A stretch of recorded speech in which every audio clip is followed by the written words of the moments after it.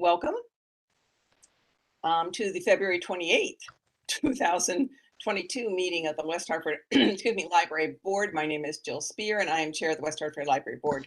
This meeting is being conducted in a virtual format in accordance with the Freedom of Information Act as amended by Public Act number 21-2, which authorizes municipalities to conduct public meetings virtually. Members of the public can view the meeting on West Hartford Television at www.whctv.org. The meeting is being recorded for on-demand viewing and will be available on the town's website for at least 45 days. Excuse me. Since we're conducting this meeting in a virtual format, there are several special rules and procedures that I need to cover before we begin. First, I ask all participants to mute your devices when you are not speaking. If you wish to be recognized, please raise your hand and I'll call on you in the order I see hands raised. If you are participating by audio only or I do not call on you and the debate is ending, then unmute your phone and let me know so I can recognize you. Second, all speakers must make a good faith effort to state your name and title at the outset of each occasion that such person participates in the meeting. Third, all votes must be taken by roll call unless there's a unanimous vote. Fourth, a reminder that if any participant has problems with connectivity, you should immediately call Janet Valensis, whose phone number you were provided with earlier. Janet will let me know and we'll recess the meeting while the problem is resolved. If it cannot be resolved quickly, we'll ask you to call in using your telephone for audio only participation. I'll now call the roll and note the staff members who are present. Kim Cohen. Kim Cohen, Library Board Member, present. Gail Crockett. Gail Crockett, Library Board Member, present. Natalia Menjivar. Natalia Menjivar, Library Board Member, present. Jill Spear, Library Board Chair, present. Also present is Laura Ermsher, our new Library Director, and Operations Specialist Janet Valensis. Thank you. Our first agenda item is the public comment, which we have received none, and there is none forwarded to us. Our next agenda item is approval of the consent agenda, items 4, 8AI, and 8AII. Do I have a motion to accept the consent agenda? The chair recognizes Gail Crockett. Gail Crockett, Library Board Member. I move to approve the consent agenda as identified. Great. Do we have a second? Chair recognizes Kim Cohen. Kim Cohen, Library Board Member. I second the motion. Thank you. A motion has been made and seconded, and I will now call the roll call vote. Kim Cohen. Kim Cohen, Library Board Member, in favor. Gail Crockett. Gail Crockett, Library Board Member, approve. Eileen Daly. Eileen Daly, Library Board Member, approved. Natalia Menjivar. Natalia Menjivar, Library Board Member, approve. And Jill Spear, Library Board Member, approved. The motion has been made and passed. Thank you. Our next agenda item is election of the our new slate of officers. So I first ask for a motion to put the name for nomination of the chair position into motion. Do I have a motion? The chair recognizes Gail Crockett. Gail Crockett, Library Board Member, move to place into motion for nomination the name of Eileen Daly. Thank you, Gail. Do we have a second? Chair recognizes Natalia Menjivar. Natalia Menjivar, Library Board Member, second the motion to add Eileen Daly to the slate for chair. Thank you. So we'll now vote on that position. Kim Cohen. Kim Cohen, Library Board Member, in favor. Gail Crockett. Gail Crockett, Library Board Member, most definitely yes. Eileen Daly. Eileen Daly, Library Board Member, of course. Natalia Menjivar. Natalia Menjivar, Library Board Member, yes, approve. And Jill Spear, Library Board Member, and delightedly approve. Thank you all. Thank you. Our second position is for the vice chair position, and I ask for nominations for that position.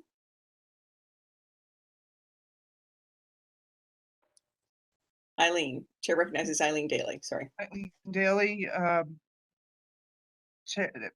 library board member still, I nominate, was it Gail Crockett for the vice chair, Thank you. for the Do we next have a year? s- Thank you, Eileen. Do we have a second? Chair recognizes Kim Cohen. Kim Cohen, library board member. I second Eileen's motion to nominate Gail for vice chair. Thank you. Motion has been made and seconded to nominate Gail for vice chair of the library board, and I'll now call the roll. Kim Cohen, Kim Cohen, library board member, very much in favor. Gail Crockett, Gail Crockett, library member, honored and thank you, yes. Eileen Daly, Eileen Daly, library board member, definitely yes. and Natalia Menjivar. Natalia Menjivar, library board member, yes, approved, thank you. And Jill Spear, library board member, I approve as well. Thank you. The motion is made and carried, and congratulations, Gail. Thank you for Thank you. taking this Almost done. position. Our third position is for the secretary's position. And do we have a motion to put a name in motion for nominating someone for the secretary's position? Chair recognizes Natalia Menjivar. Natalia Menjivar, library board member, I recommend Kim Cohen for secretary. Make a Thank you motion. very much. Do we have a second?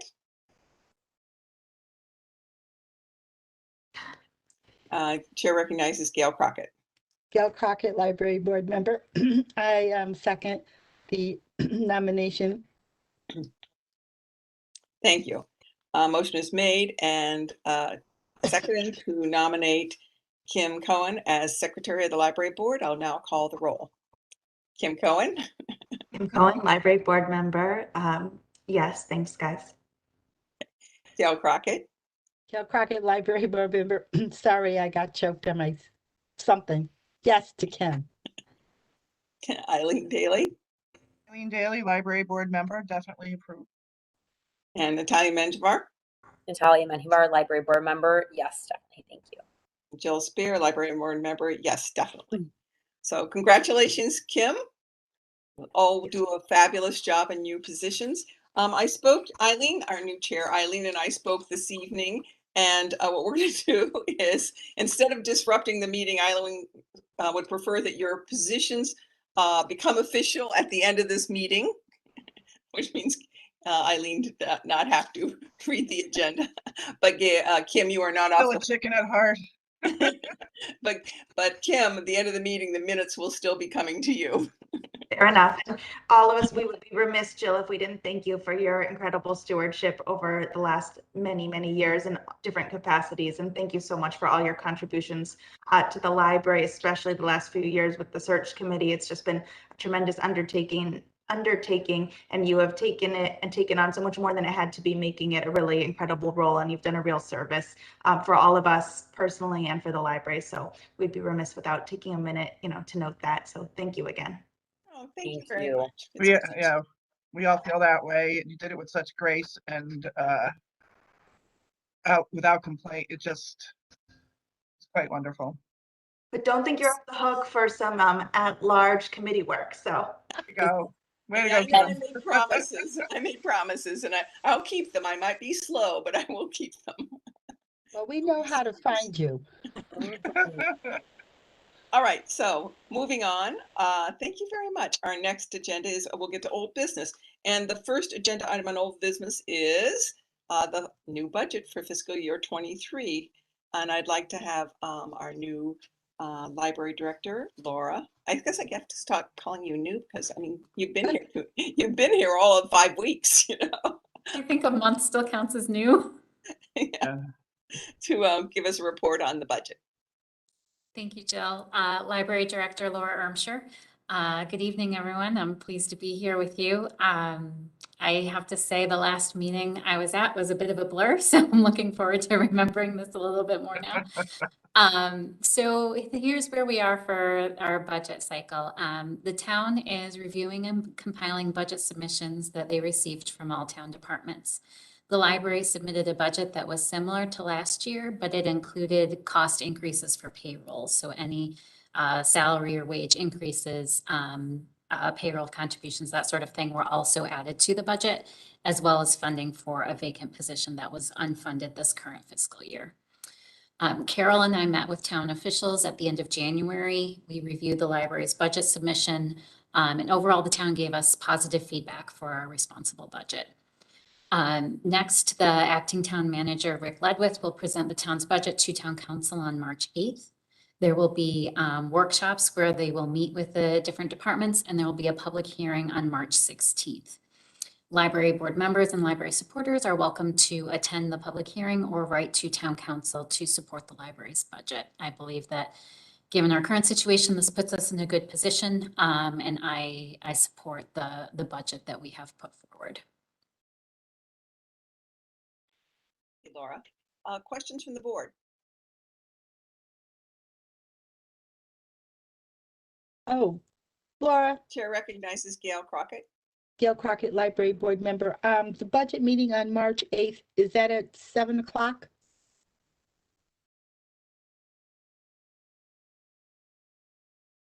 Laura Ermshire, Library Director. I'm checking the calendar. I believe it's at 7:30.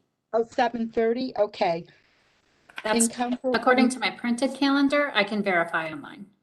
Oh, okay. Is that the regular council meeting? Mm-hmm. Yes, that's what I thought. Okay. Yeah, so to clarify, just to remember the public, the actually hearing, the word hearing is when the public gets, they can obviously sign up to speak at a council meeting, but it's really the hearing is the 16th. And for the library board, obviously for the foundation and the public, we'd love to have anyone send in written comment about the budget. It'll be out. It should be posted, Laura. I didn't check again this week to see if it's posted yet. Before the hearing, it will be, so that the people can comment on it or make testimony or whatever. So, I encourage you, if you could dial in and listen, that would be helpful. It's always nice. And usually they send, I don't remember if they always send us, it might have been the director, if there's all the comments that come in, whether they're in the written testimony or whatever, called out the ones for the library. So either you'll get that. I'm not really sure how that happened. It got to us from the former, Martha sent it to us. So I don't know if there'll be a lot of comments this year, but usually if it's when there's something controversial, but I think we're not in a bad state this year. Of course, we could always use more money, but pretty good this year. So that said, is there any more questions for Laura? Because we're actually going to take a vote and a motion. So it's the board responsibility to make a motion in support. We're not adopting. Obviously, that's the council's job, but we're official board of the town. So what I'd like to do is, do we have a motion to support the budget as submitted? Chair recognizes Gail Crockett. Gail Crockett, Library Board Member. I move a motion to support the West Hartford Public Library budget as being submitted by our director, Laura Ermshire, on March 8th, correct? Thank you. Do we have a second? Chair recognizes Eileen Daly. I second the motion that we support the budget from the West Hartford Public Library on the March 8th. Thank you. Thank you, as submitted.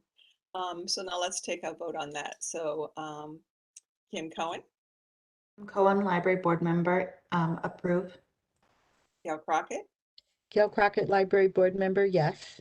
Eileen Daly, Eileen Daly, Library Board Member, yes. Natalia Menjivar, Natalia Menjivar, Library Board Member, approve. and Jill Spear, Library Board Member, approved. Motion is made and passed. Thank you. So great job, everybody. Our next agenda item is an update on the new community center and library branch.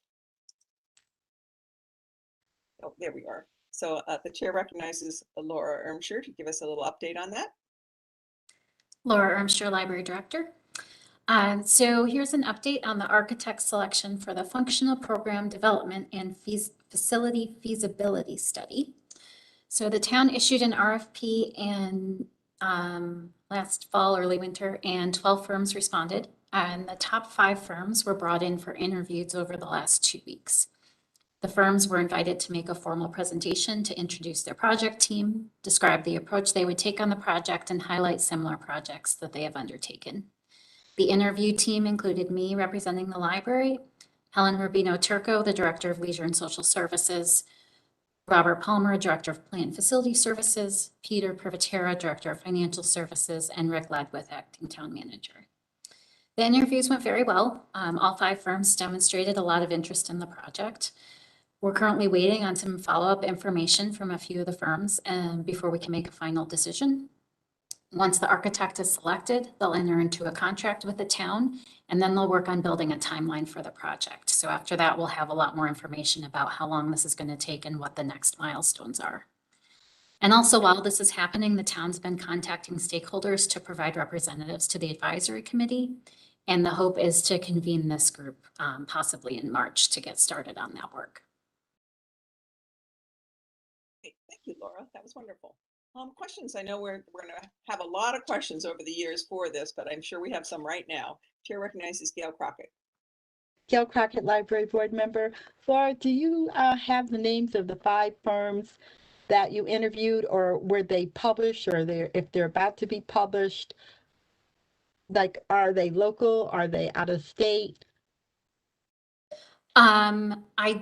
I'll have to check in on the names of the firms. I can get back to you on that. They were all local within the state. Some of them were West Hartford based and some were in the region.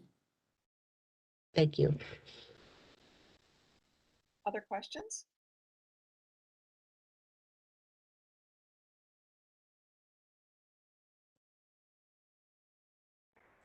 Let's move on to the next item then. Community outreach. Chair recognizes Laura Ermsher to give us a little update on what's been going on for community outreach. Thank you, Laura Ermsher, Library Director. I wanted to provide an update on a few things that, that the team has been working on. So the first is planning for the Juneteenth celebration that will take place on Sunday, June 19th in Blue Black Square. The chairs of the event are Adrienne Billing-Smith and Kristen Sowell, along with a committee representing community partners, as well as the town of West Hartford staff. Carol Waxman is representing the library in this effort. We're going to be hosting a curated art show that is going to be curated by Stephanie Marco Lance and Julie Phillips that we're working on with some other art shows at the library. So Carol provided me that update, and I'm happy to keep you posted as more plans are developed for that. And also, they've been working on the storytelling committee, which consists of Carol Waxman, Chuck Horsey, Pramod Pradhan, and Gail Crockett and Jill Spear. And so they're planning the first event to honor and celebrate Gertrude Blanks, a well-known and respected member of the local community who is a staff member of the Hartford Public Library and a well-known storyteller. The first event is going to take place on Thursday evening, June 16th at the First Church of Christ Congregational Auditorium. And they're planning for 3 speakers who will tell their own story to promote awareness of and offer a broader understanding of their cultures. And we're looking forward to this as a great partnership between the library, the community, and First Church. And again, we'll continue to keep you updated as that develops. And sorry, I'm skipping down a little bit in my notes. I also wanted to mention for community outreach, I'm not sure if you noticed it, but there was a great article in the Current today about the Building Connections Book Club for Immigrants. So Pramod continues to work with the Golden Door and the community there. And so they highlighted their book discussion group that meets weekly, and they're really looking forward to start meeting in person again. So I'm happy to send the link out to you, but it was nice to see that featured in the paper today. Happy to take any questions if you have them. Laura, and I should know the answer. Whenever I try to look up the Golden Door connection, it always sends me that they're primarily out of New Haven. Is there like a local branch, or is it just sort of, how does that work? There's a local contact. I can get you more information on that, though. That's okay. I was just wondering. So it's not like we're reaching all, I knew they do the ESOL classes, right, for the immigrants, but and it always pushes me to the New Haven site, which then has just tons of information about New Haven, but not a lot about our area. So perhaps I'm just searching wrong on it. Yeah, I'm nearly positive we have a local contact that we work with. Okay, thank you. Thank you. I always wondered how that works. I'm on a committee that's going to host some Afghan immigrants. So we were reaching out. Thank you very much. Other questions?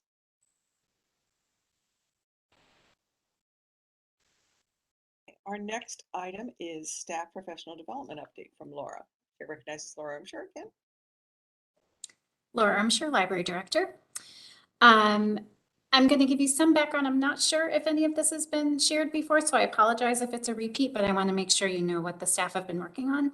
So the Professional Development Committee is comprised of 8 staff members that are representing various departments and branches. And they conducted a survey in the fall of the staff, and they found that a majority identified customer service as the professional development category they'd most like to see offered to staff. They also identified security and safety, services for adults, and technology as important areas of needs. In the interest of maintaining a clear focus on professional development and making it relevant throughout the year, the committee decided to plan on quarterly offerings. To start the year off, they highlighted a customer service tune-up webinar that was offered by the Connecticut State Library, and we had several staff members attend that. And additionally, they began using the newly updated staff intranet as a platform for sharing professional development resources. Recently, the committee purchased mugs for staff that's adorned with our logo and the tag from a 1978 West Hartford Public Library customer service manual that they found in the local history room that said "Public is our middle name." So they put that on the mug. And the committee stuffed it with various goodies, some candy, tea bags, hot cocoa, and cookies, and distributed them to staff to raise awareness of the committee and their work that's coming up, to communicate appreciation to staff, and also to serve as a reminder to focus on providing high quality customer service. And we got some very nice thank yous from staff that appreciated that effort. And looking ahead, the group is planning offerings for later this year, including potentially offering on-demand training from Disney on the topic of customer service, and a staff day tentatively slated for May being the focal point, and they're working on planning what all would be involved in that staff day. So again, happy to take questions. Gail Crockett. Gail Crockett, Library Board Member. Laura, did you say, is that mug going to be available to the public to buy? I think that's a great idea. Yes, it is. So we'll look into that some more.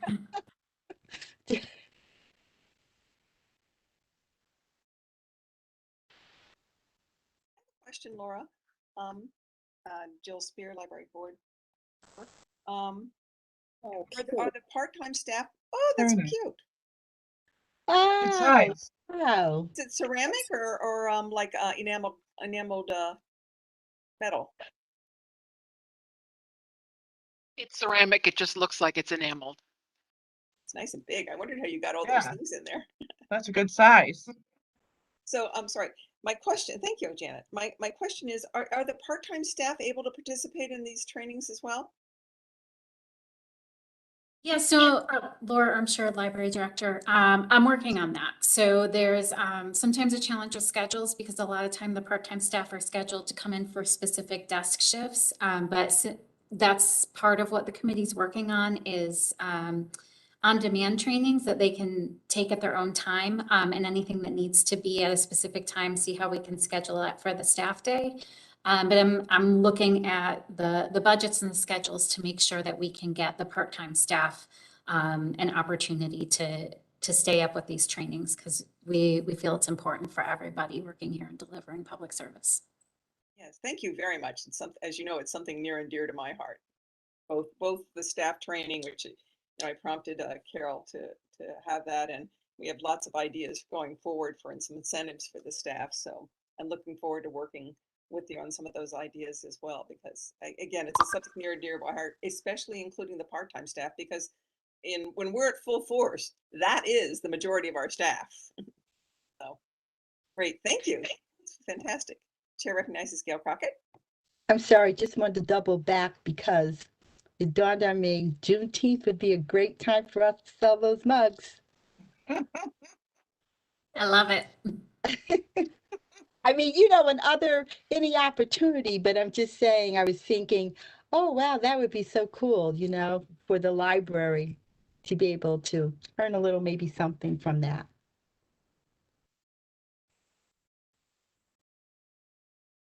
Nice idea. Nice mug. Hmm. There aren't any other questions about staff development. Let's move on to new business.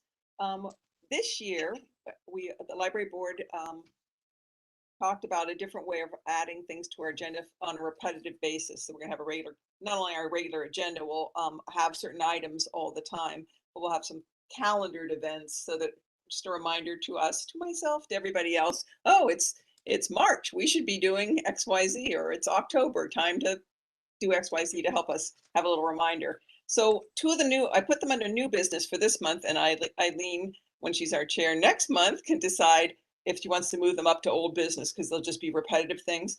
But it's the staff spotlight and library issues and trends. And the purpose of staff spotlight, thank you very much, Kim Cohen, for this idea, is to have staff members come talk to us and to learn a little bit more about the jobs, not only the jobs and the operation of the library, but the people who do it. Not just the department heads, but whoever Laura deems that can, provide some insights to us. And the library issues and trends, Laura is it's part of our continuing education as board members, and Laura is going to be bringing us little nuggets to explain more about what's going on just now, like currently, but librarianship in general. So to make those lengthy manuals we have more accessible or more meaningful and operationalized for us. So I want to thank her in advance, and I know she might be pulling others in to give us those little nuggets so that she doesn't have to talk the whole time. But those are our two new things. So let's turn it over to Laura to provide those two items then. Chair recognizes Laura Ermshire, Library Director. Thank you.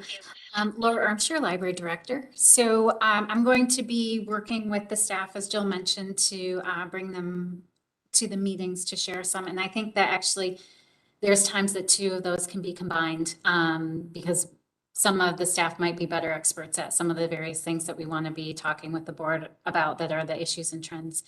I guess I have a question if this is the right place to put it, because I did want to inform you about an ebook bill that is going through the Senate, and this kind of fits in with library trends. Would now be an appropriate time to talk about that? Okay, great.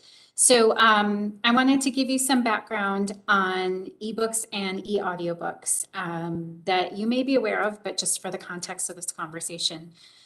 So libraries have been struggling for years to obtain and provide equitable access to ebooks and e-audiobooks. They've had various hurdles over the years, and the landscape is constantly changing. And unlike a physical book, libraries can't buy ebooks or e-audiobooks from any retail outlet and then provide access to their patrons like we could with a physical book. Because of the technology required to securely manage digital content, libraries need to go through third-party platforms to host their digital collections. And so publishers we've seen over the years have tried different licensing models. They range from 1 copy per user to unlimited simultaneous access or somewhere in between. They set restrictions on the number of checkouts or the time frame that a library can loan a title. Until recently, Amazon refused to sell ebooks or e-audiobooks they published to libraries at all. And right before the pandemic, Macmillan introduced a model where they refused to sell new ebooks to libraries until a few months after their release date to try to force people to purchase books. They did drop the practice during the pandemic, but it's an example of the barriers the libraries face. So why all this matters? All these restrictions and limitations have significant cost implications for library budgets. Libraries pay more than consumers for access to digital content. We have to buy the same titles repeatedly because licenses expire. Our patrons have to wait longer to access books because our collection budgets can't adequately support the cost of the materials. When the pandemic hit, digital collections played a vital role in people's access to books. When people didn't feel safe or didn't have the ability to come into our buildings, they could still check out books through our digital collections. Publishers not selling to libraries leads to inequitable access to content. It means people can only access books if they pay for them. And that is a direct contradiction to the purpose of the public library and it inhibits the West Hartford Public Library's mission to bring people, information, and ideas together to enrich lives and strengthen our diverse community. So now, just last week, Connecticut introduced a bill to address some of these issues. The bill would require publishers of electronic books to license such books to public libraries on reasonable terms. And the bill lays out a little bit of what reasonable terms means. The bill follows other states that have either recently passed or are working on bills like this, and they're a little bit different depending on the state. You may have heard of the Maryland bill. It got some significant press a while ago. It did pass, but it's currently being challenged in court by the Association of American Publishers. New York passed a bill, but the governor vetoed it in December. And there's currently bills pending in Massachusetts, Rhode Island, Illinois, Tennessee, and Missouri. So Connecticut is considering this bill.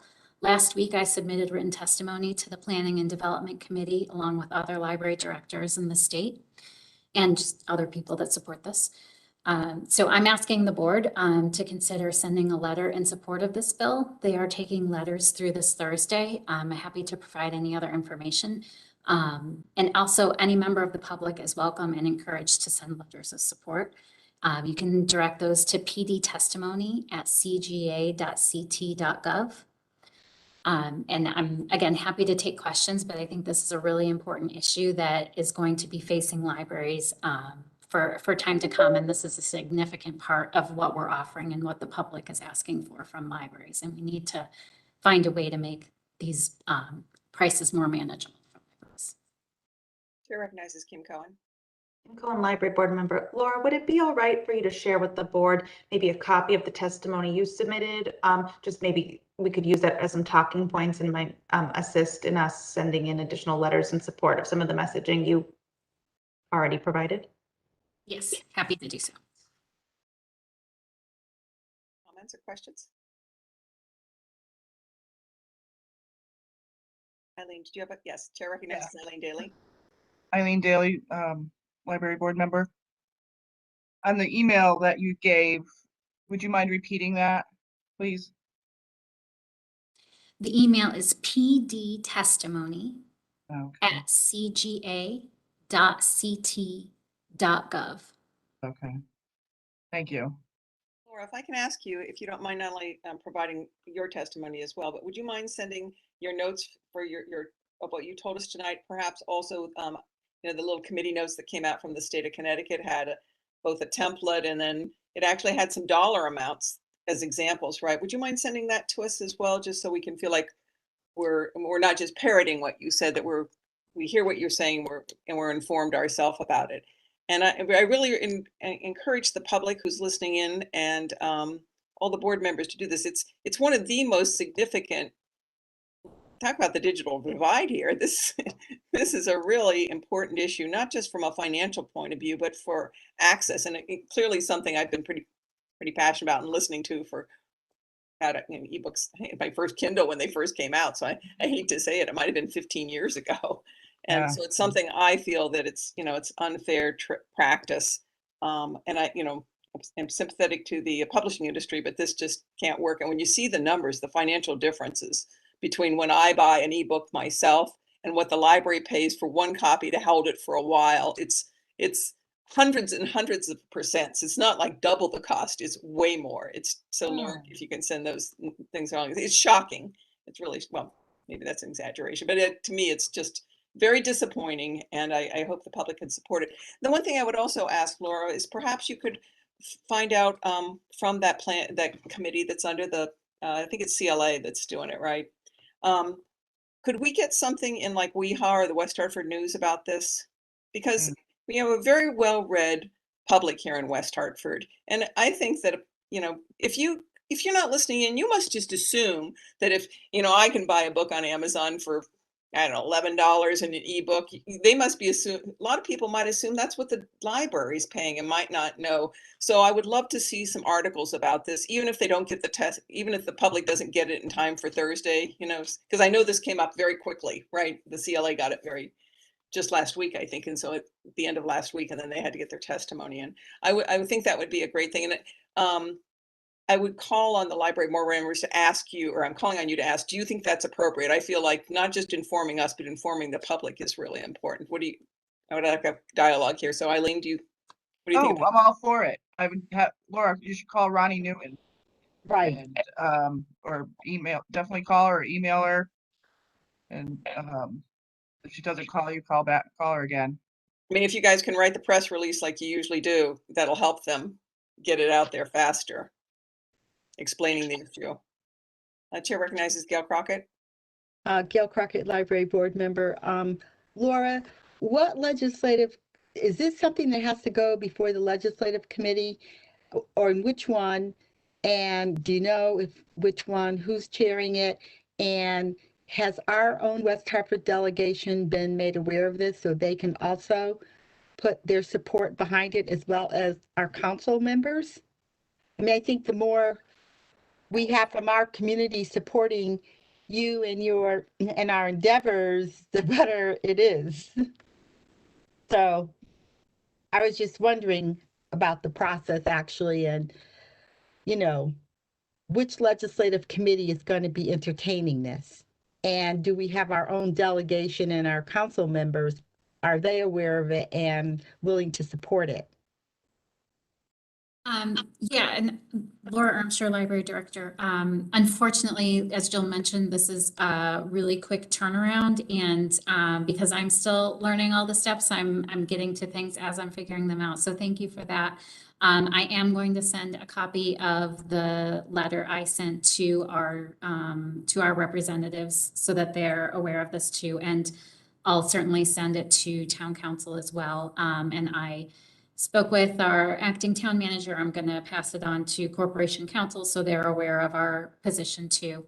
It is the act is SB number 131, and it was introduced by the Planning and Development Committee.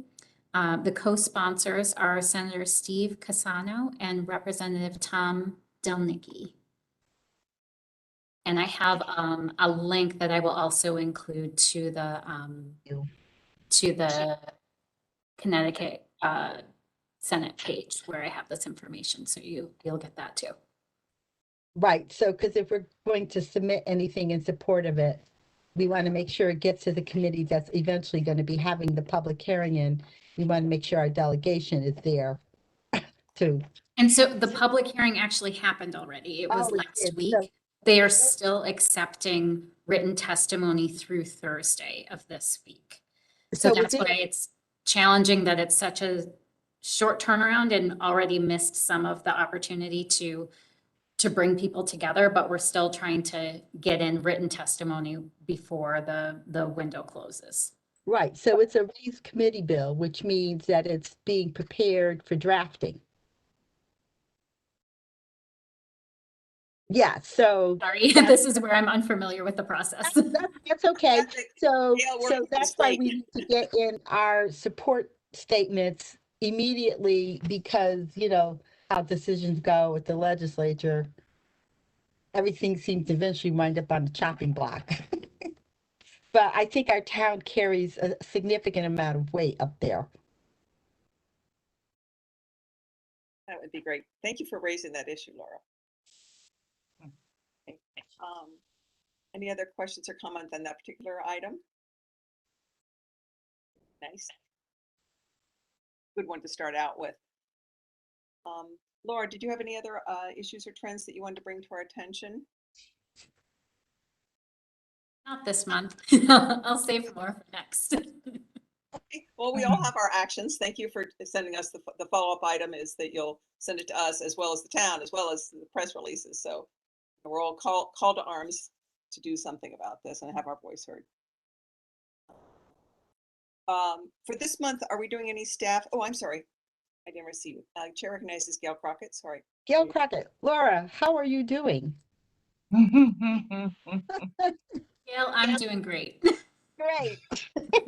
Just thought I'd check in, let you know that we realize you have a lot under your belt all of a sudden. That fits under staff spotlight, right? Spotlight's on Laura. Have you found a house? Are you still commuting? Are you still living in a hotel? I'm happy to report I'm out of the hotel. Oh, good. So this month, you're our spotlight, right? Right. I wanted to give the team a little more time to prepare, so we'll have somebody here for next month. That's great, great. So I'd like to ask the board members, any issues or comments on these new agenda items? So these are going to be repeating things throughout the year, to be on our agenda. Do you like the way this is going? Other things we can do? Yeah, I think it's a good plan. Thank you for pulling it together. Chair recognizes Gail Crockett. Sorry, you're just making me think of things. So here we are in March. Oh no, March is tomorrow, Women's Month. And I know the library has in the past put out in the newsletter, and I don't know if they've put it on their Facebook page, but books that the staff will recommend for reading for months that have particular significance for a particular groups. And we're at Women's Month, right, is March. And I just wanted to ask if you know if that's the plan for this month with the library in terms of books that to read or suggested programming that may be going on. Laura Armstrong, Library Director. I know that they do plan this. I don't have the details for March yet, so I'm happy to gather those and follow up with you on that. Perhaps Jill Spear, Library Board Member, perhaps we could, what we talked about a little, Laura, where it's not just when you do the administrative report, talk about what happened, but sort of use the board meeting as sort of, here's what's coming up. And if, Gil, this is a good point. So if it's, Black History Month, here's some significant things that we have planned for the month. So the board, just another medium to reach out. So perhaps we can incorporate that into the administrative report, these sort of monthly themes of what's coming. Does that work for everybody here?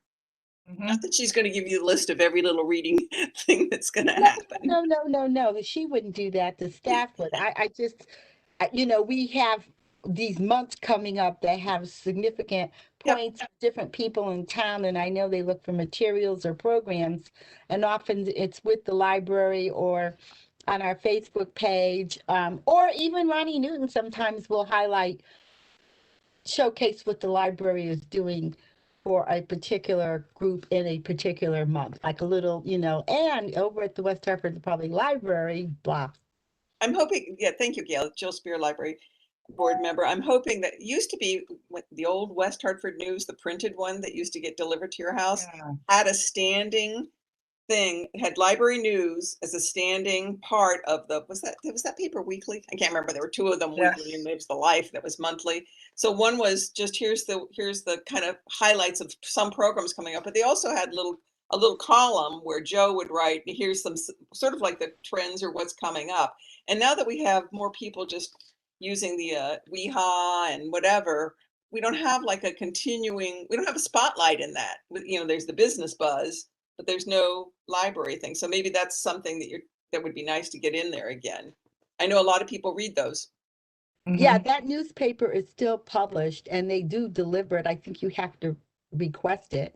But let's face it, people will go to social media, Twitter. We have a Twitter page.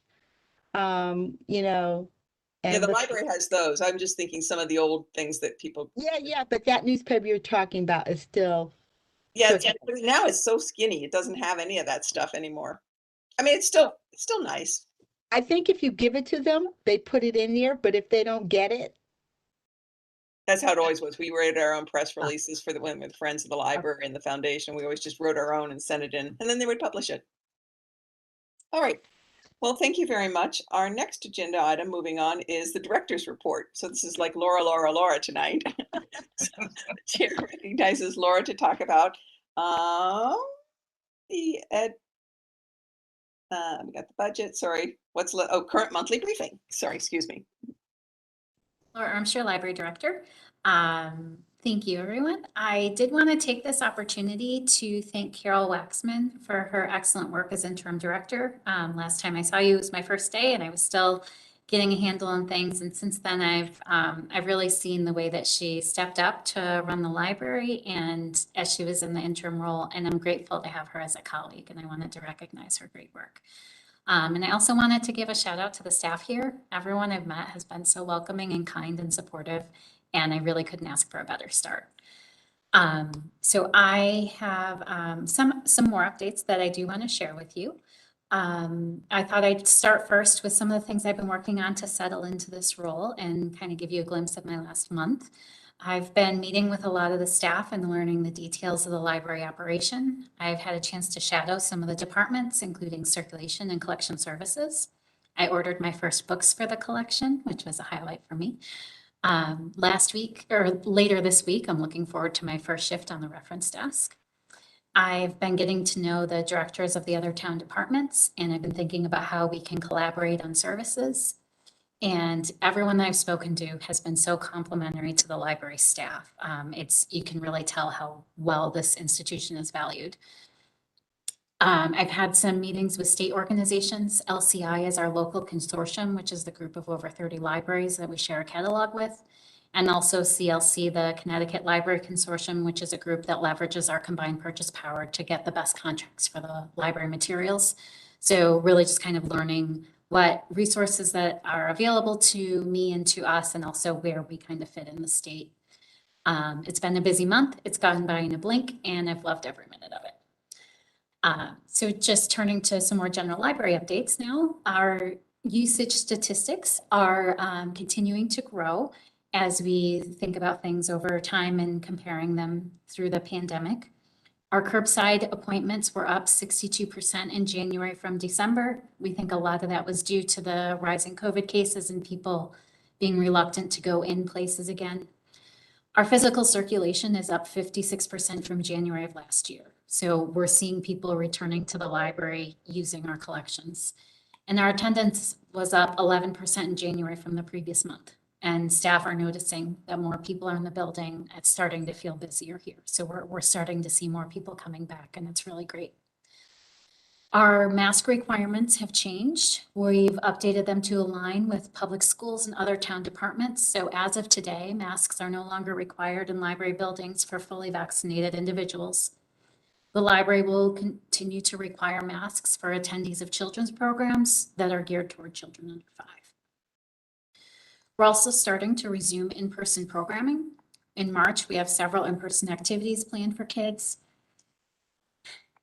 I'm sorry, you can hear that's the closing announcement for the library coming up. We are checking in with our regular groups and clubs to gauge their interest for in-person or virtual options. We're not going to switch just to all in-person again. Virtual programming has had a number of benefits, including the convenience for some people to be able to attend, and we can have a higher capacity for some of our programs. So we're looking at options for hybrid events, and we'll continue to assess what our best options are to serve our patrons. We're looking forward to the return of West Hartford Reads this spring. This is an exciting event. I'm really happy to share. The West Hartford Reads is a town-wide initiative encouraging everyone to read the works of one notable author.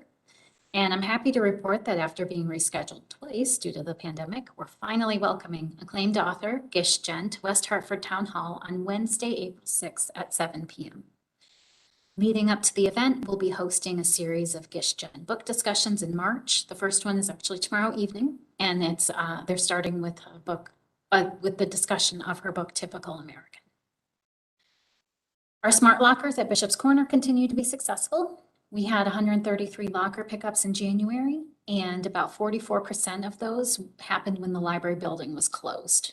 So we definitely are hearing from people that appreciate the convenience of being able to pick them up on their own timetable. We've nearly reached maximum capacity a few times, and we're looking into options for expansion, including reducing the size of some of the larger lockers so we can serve more patrons at a time. Studio 20 South is now open. The studio offers opportunities for patrons to use a variety of equipment and software to learn, design, and create. We started a soft launch earlier this month, and we'll be fine-tuning the details before a more public promotion later this spring. And finally, I just wanted to highlight a couple of new resources. In January, we made 2 new digital resources available to our patrons, ArtistWorks and Skillshare. ArtistWorks is available in the Libby app and provides access to self-paced online music lessons. The lessons are taught by established musicians, and there are lessons for a wide variety of instruments and skill levels. And Skillshare is an online learning community that features thousands of classes for the creative and the curious. Topics include web development, art, business, cooking, leadership, photography, and so much more. Library card holders must fill out a form or call the library to request access, and then once that's done, they'll have access to Skillshare for 4 weeks. And that concludes my report for this month. Laura? Questions?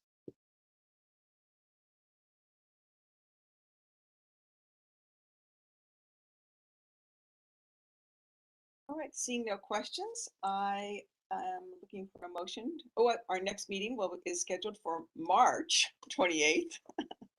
And I'm looking for a motion to adjourn the meeting. Do I have a motion? Chair recognizes Eileen Daly. Eileen Daly, library board member, I make the motion to adjourn this meeting. Thank you. And Chair recognizes Gail Crockett. Gail Crockett, Library Board.